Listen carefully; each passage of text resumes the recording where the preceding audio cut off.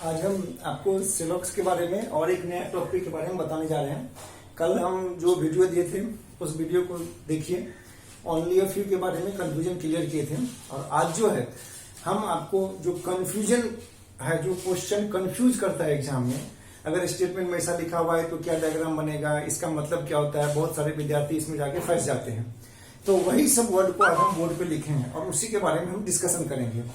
तो only a few वाले जो भी आपको कंफ्यूजन होगा, कल का वीडियो देखिए आप, उसमें एकदम परफेक्ट क्लियर हो जाएगा, किसी तरह का कोई भी डाउट नहीं रहेगा। लेकिन अगर आज जो हम आपको बोर्ड पे दिए हैं, अगर स्टेटमेंट में ऐसा ऐसा वर्ड मिले तो आप क्या करेंगे, उसके लिए कौन सा डायग्राम बनाएंगे। तो उम्मीद करते हैं कि ये सब सीखने के बाद आपको किसी तरह का कोई दिक्कत नहीं होगा और सारे सिलॉक्स के आंसर आप दे सकेंगे विद इन द मिनट में। तो जैसा कि बोर्ड पे देखिए लिखा हुआ है स्टेटमेंट, अगर स्टेटमेंट में ऐसा ऐसा ऐसा रहे तो फिर हम किस तरीके से डायग्राम बनाएंगे, फिर उसके बाद हम आपको एग्जांपल देके समझाएंगे कि ऐसा होने से क्या होगा, उसका डायग्राम किस तरीके से बनेगा। तो इसमें देखिए स्टेटमेंट में अगर आपका लिखा हुआ है, स्टेटमेंट में लिखा हुआ है मोस्टली ए आर बी, या स्टेटमेंट में लिखा हुआ है एटलीस्ट ए आर बी, या फ्रीक्वेंटली ए आर बी, या आपका लिखा हुआ है जनरली ए आर बी, या आपका लिखा हुआ है 30%, 40%, 50%, 99.99%, मतलब 1 to 99.99% अगर लिखा हुआ है तो उसको हम लोग जनरली सम में ट्रीट करते हैं। और अगर आपका एटलीस्ट लिखा हुआ है तो वो भी हमारा सम में जाएगा।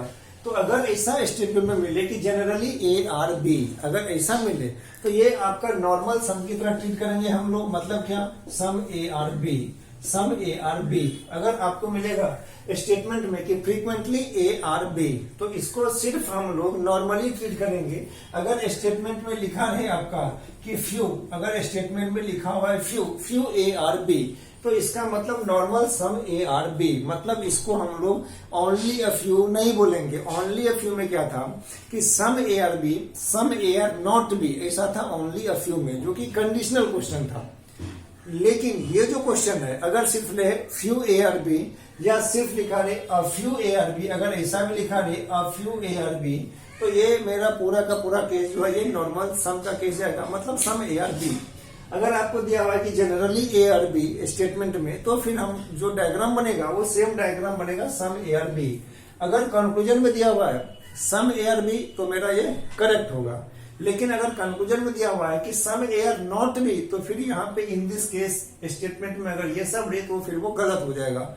लेकिन अगर यहाँ पे ओनली अ फ्यू दिया रहे तो फिर सम ए आर बी भी करेक्ट होगा, some A are not B भी करेक्ट होगा। लेकिन यहाँ पे ओनली वर्ड नहीं लिखा हुआ है, ऐसा कहीं भी नहीं लिखा हुआ है ओनली। यहाँ पे मोस्टली लिखा हुआ है, एटलीस्ट लिखा हुआ है, फ्रीक्वेंटली लिखा हुआ है, जनरली लिखा हुआ है, 30% लिखा हुआ है, एटलीस्ट लिखा हुआ है, और फ्यू लिखा हुआ है, फ्यू लिखा हुआ है। अगर ये सब में लिखा रहे कि फ्यू पटना और दिल्ली, या एटलीस्ट पटना और दिल्ली, या जनरली मुंबई और कोलकाता, अगर ऐसा वर्ड मिले तो सारे में हमारा जो डायग्राम ड्रॉ होगा वो सम का ड्रॉ होगा, और सिर्फ पॉजिटिव रिलेशन रहेगा, निगेटिव रिलेशन उसके साथ नहीं होगा। अगर पॉसिबिलिटी है तो फिर उसमें निगेटिव हो सकता है, लेकिन यहाँ पे पॉसिबिलिटी नहीं है तो निगेटिव होने का कोई चांस उसमें है ही नहीं। तो जनरली जो हम डायग्राम ड्रॉ करेंगे इन सारे स्टेटमेंट का, वो मेरा जनरली सम का डायग्राम ड्रॉ होगा। और सम का मतलब हो गया सम ए आर बी, इसमें नॉट का कोई कंसेप्ट नहीं है।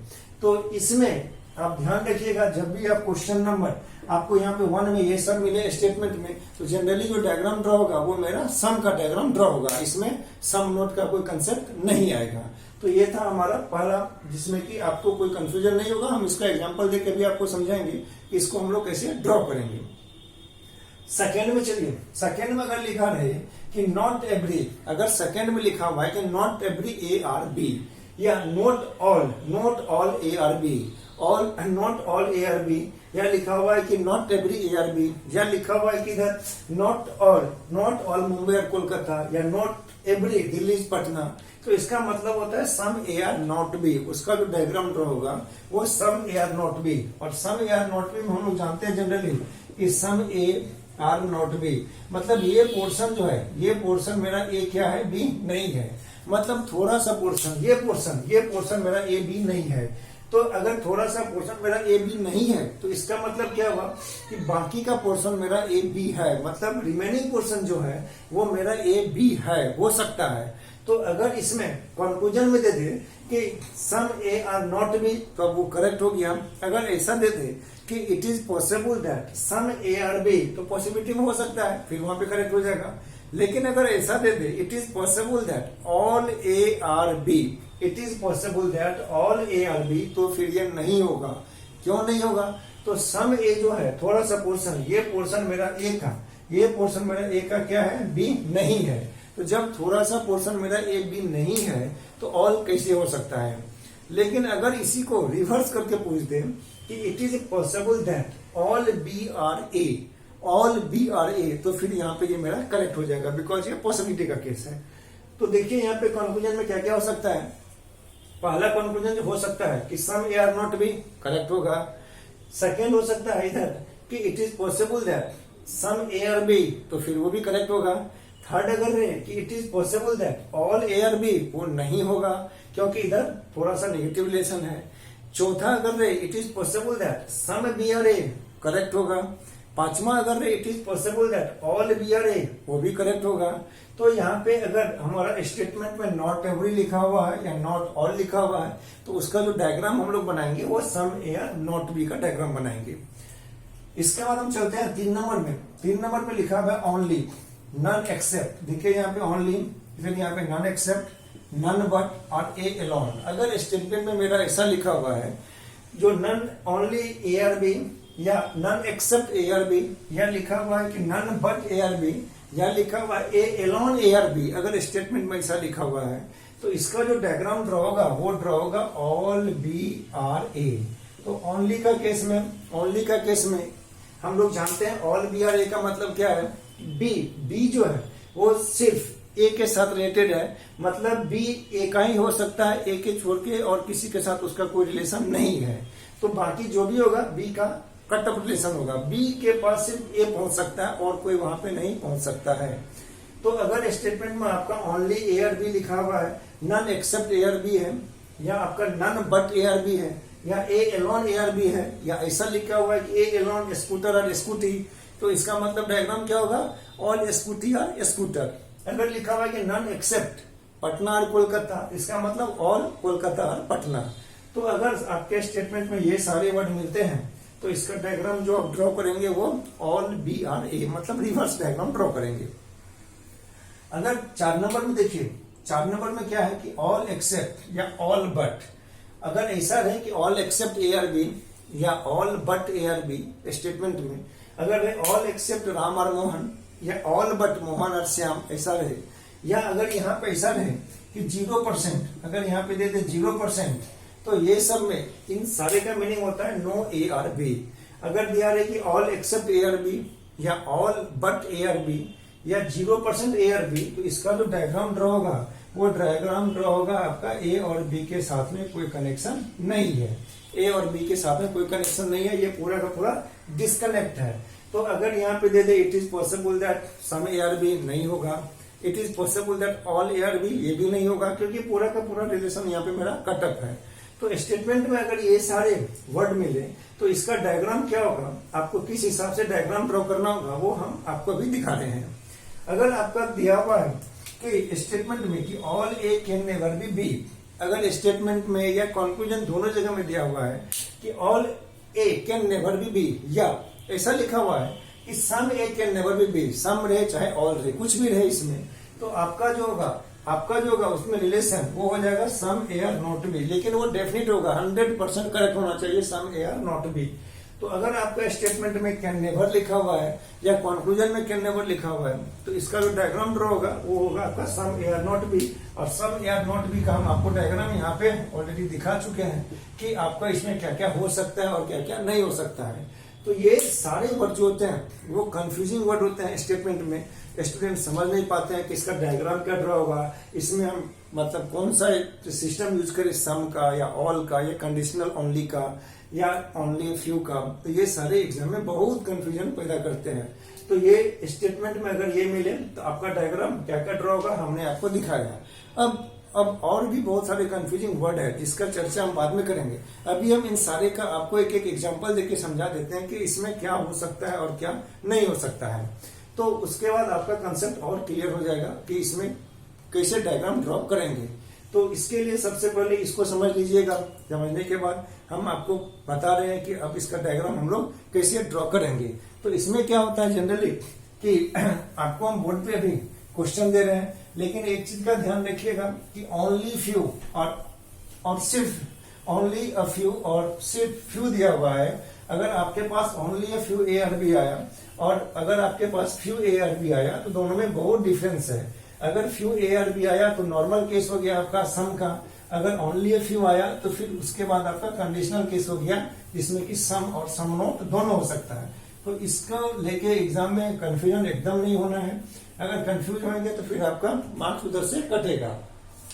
अगर आपका स्टेटमेंट में ऐसा लिखा हुआ है कि ओनली, अगर आपका स्टेटमेंट में लिखा हुआ है कि इसको भी ध्यान में रखिएगा कि अगर आपका स्टेटमेंट में लिखा हुआ है only a few A are B ऐसा लिखा हुआ है, या आपका स्टेटमेंट में अगर ऐसा लिखा हुआ है कि only some A are B, अगर ऐसा लिखा हुआ है स्टेटमेंट में, और अगर ऐसा लिखा हुआ है स्टेटमेंट में कि only few A are B, अगर स्टेटमेंट में ये तीनों वर्ड लिखे हुए हैं तो इसका मतलब क्या होता है, इसका जो डायग्राम ड्रॉ होगा इसमें क्या होगा some A are B, some A are B, लेकिन इसका कंक्लूजन क्या होगा some A are B and some A are not B.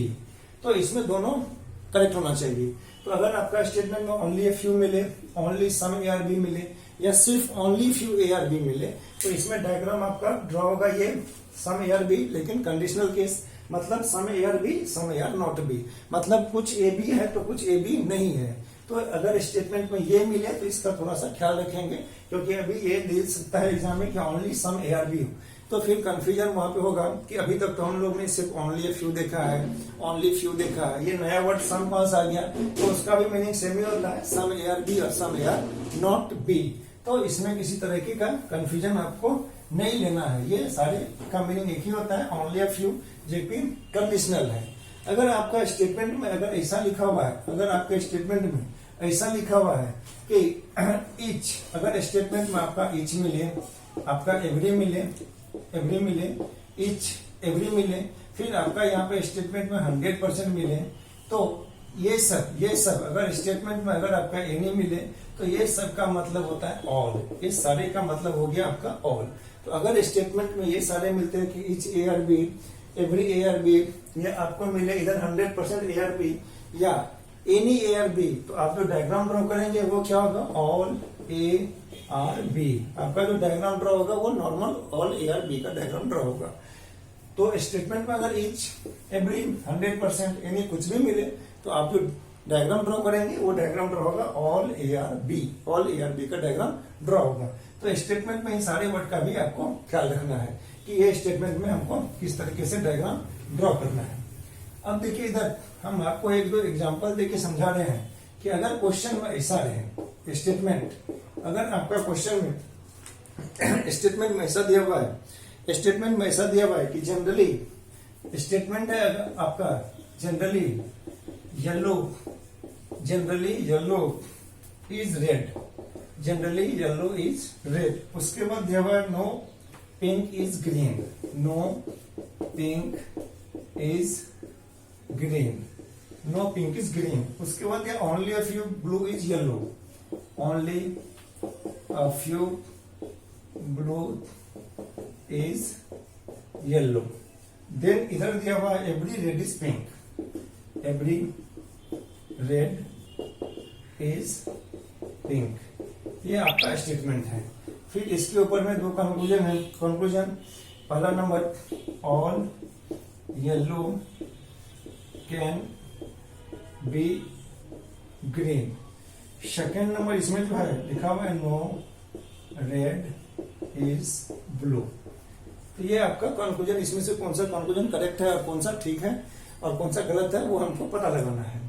तो generally yellow is red, generally yellow is red का मतलब क्या होता है कि जनरली इधर दिया हुआ है, अभी हमने आपको समझाया कि जनरली का मतलब क्या होता है सम, तो some yellow is red, some yellow is red, इसके बाद क्या दिया हुआ है कि यहाँ पे एवरी रेड इज पिंक, मतलब पूरा का पूरा, एवरी मतलब ऑल रेड इज पिंक, तो हमने डाल दिया इधर पिंक। उसके बाद दिया हुआ है क्या कि नो पिंक इज ग्रीन, कोई पिंक आपका ग्रीन नहीं है, नो पिंक इज ग्रीन, कोई पिंक जो है वो आपका ग्रीन नहीं है, तो नो पिंक इज ग्रीन इधर डाल दीजिए, मतलब पिंक के साथ मेरा ग्रीन का कोई रिलेशन नहीं है। इसके बाद दिया हुआ है कि only a few blue is yellow, only a few blue is yellow, only a few blue is yellow, मतलब इसको एरो देने का मतलब क्या है कि हमेशा हमको याद रहेगा कि इसके बीच में सम और सम नोट का रिलेशन है, सम और सम नोट का रिलेशन है। तो अब कंक्लूजन नंबर 1 में जाते हैं, कंक्लूजन नंबर 1 में जाते हैं, all yellow can be green, पूरा का पूरा येलो ग्रीन हो सकता है, तो कैन बी का मतलब हो गया पॉसिबिलिटी। तो ऑल येलो, देखिए सम येलो मेरा क्या है, रेड है, तो जो पोर्शन मेरा रेड या पिंक है वो ग्रीन नहीं हो सकता है। तो अगर रहता कि some yellow may be green, some yellow may be green, तो फिर वो करेक्ट हो जाता, क्योंकि कुछ येलो ग्रीन नहीं है, तो कुछ येलो ग्रीन हो सकता है। लेकिन यहाँ दिया हुआ है कि all yellow can be green, पूरा का पूरा येलो ग्रीन हो सकता है, तो ये मेरा नहीं होगा, क्योंकि यहाँ पे येलो ये पोर्शन जो थोड़ा सा पोर्शन मेरा रेड और पिंक है वो ग्रीन नहीं होगा, तो जब कुछ पोर्शन येलो मेरा ग्रीन नहीं होगा तो ऑल येलो ग्रीन कैसे हो सकता है। दूसरा नंबर में दिया हुआ है कि no red is blue, no red is blue, देखिए यहाँ पे रेड पिंक और ग्रीन का कट रिलेशन है, इस तीनों का कोई रिलेशन नहीं है, लेकिन रेड पिंक और ब्लू का रिलेशन हो सकता है, यहाँ पे नो दिया हुआ है, इसका मतलब ये भी गलत। तो यहाँ पे पहला और दूसरा दोनों का दोनों गलत है। तो जनरली यहाँ पे एक वर्ड मिला, यहाँ पे एक वर्ड आप देखिए क्या मिला, एवरी मिला, यहाँ पे एक वर्ड मिला आपको जनरली, फिर एक मिला एवरी, और फिर मिला यहाँ पे ओनली अ फ्यू। तो ये तीनों वर्ड का इसमें कॉम्बिनेशन था, इस तीनों वर्ड का कॉम्बिनेशन के हिसाब से यहाँ पे हमारा आंसर आया। तो इस तीनों के हिसाब से हमने डायग्राम ड्रॉ किया, डायग्राम ड्रॉ करने के बाद हमने कंक्लूजन पे पहुंचा। अब यहाँ पे